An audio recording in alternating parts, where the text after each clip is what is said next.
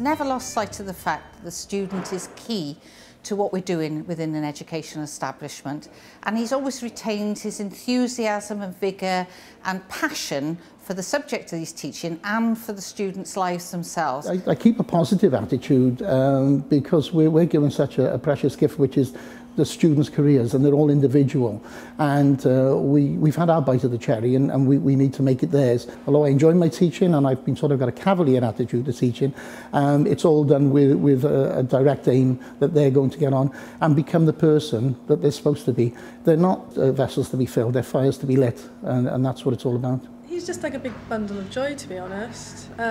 We call him, well, my class call him the big friendly bear, to be honest.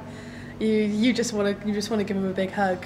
Yeah. You do most of the time, and he is hilarious. I came here in 1983 as a student, and the first face of hospitality, I would say, I was introduced to was Dave Bassett, and he was my tutor for 2 years. Within that 2 years, he took me to catering competition. I won gold medal from that. When I decided I wanted to come into teaching, Dave was the person I came back to see, and how do I get into teaching, and here I am today, 9 years later, and working alongside the man that taught me. When our students come in, they're often singing in the morning and happy to come to class because they're passionate, because they picked up that passion for the subject from Dave. So yes, he's definitely an asset, is Dave Bassett.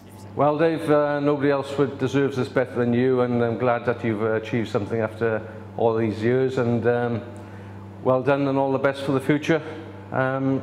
Once again, congratulations, and if it wasn't for you, then I wouldn't be here today. Thank you. I was influenced by a chef when I was 16, a guy called Eddie Fitzpatrick, and he told me, if you want to do it, I'll show you.